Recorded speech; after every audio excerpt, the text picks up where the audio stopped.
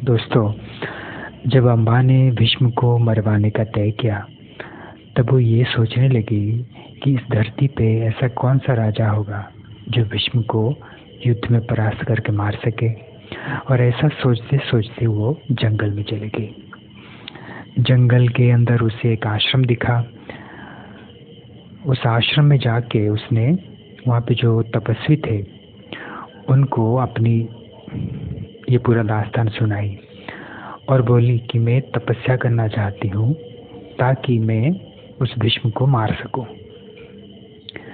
उसकी बात सुनकर वो तपस्वी लोग थोड़ा चौंके और उन्होंने उससे कहा कि तुम तपस्या करने योग्य नहीं हो, क्योंकि तुम एक राजकुमारी हो, सुंदरी हो।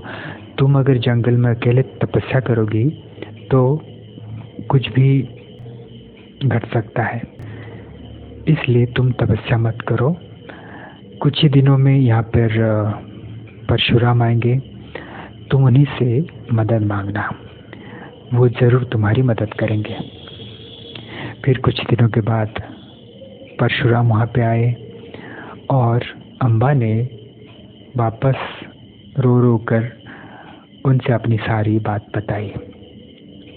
ये सुनकर परशुराम ने उसे आश्वासन दिया कि मैं तुम्हारी मदद करूँगा। उन्होंने अम्बा से कहा कि भीष्म मुझे बहुत मानता है, अगर मैं कहूँ तो वो खुद ही अपना सिर तुम्हारे चरणों पर रख देगा, लेकिन मैं पहले साम नीति का पालन करूँगा। अगर उससे काम नहीं हुआ तब जाकर मैं उसके साथ युद्ध करूँगा। फिर परशुराम ने अम्बा को और कुछ ब्राह्मणों को अपने साथ लेकर भीष्म के पास गए और उससे वो सब बोला कि तुम खुद ही शादी नहीं करने वाले हो तो फिर क्यों इन सब का अपहरण किया। तुम्हारी वजह से ऐसा ऐसा हुआ है, इसलिए तुम अभी अम्बा को ग्रहण करो। तो भीष्म ने कहा कि मैं तो प्रतिज्ञा कर चुका हूँ ब्रह्मचारी रहने का, उसको मैं तोड़ नहीं सकता और मेरे भाई के साथ भी अम्बा की शादी नहीं कर सकता, क्योंकि अम्बा ही खुद मुझे बोली थी कि वो शालूराज से प्यार करती है। ये बात सुनकर परशुराम को गुस्सा आया। उन्होंने कहा कि अगर तुम मेरा बात नहीं मानोगे तो मैं तुम्हारे साथ युद्ध करूंगा। और फिर उन्होंने भीष्म को युद्ध के लिए ललकारा। फिर उन दोनों के बीच बहुत लंबा युद्ध हुआ। 23 दिनों तक युद्ध हुआ। कोई किसी से कम नहीं था, इसलिए किसी की भी पराजय नहीं हो रहा था।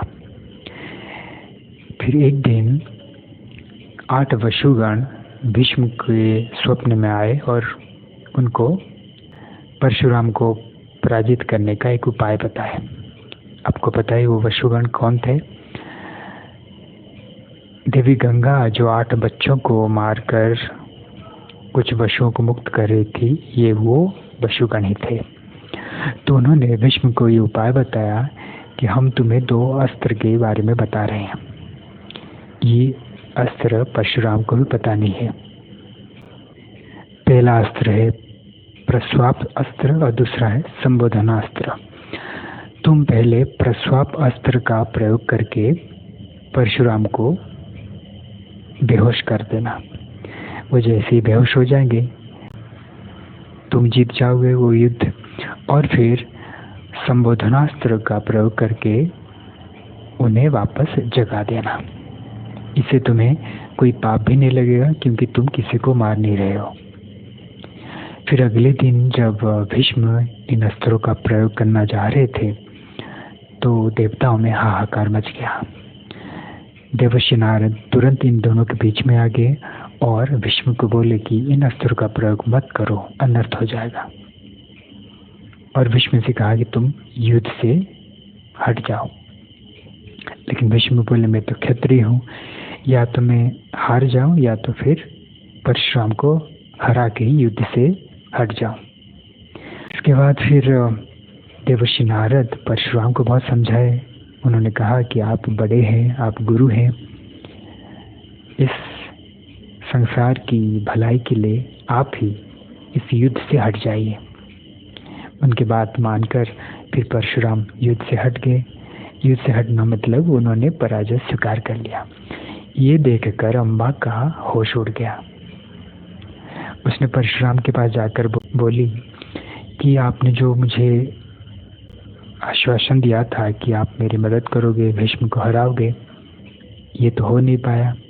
इसलिए मैं वहीं जाऊंगी जहाँ मैं खुद उस लायक बन सकूं कि मैं भीष्म को युद्ध में परास्त करके मार सकूं।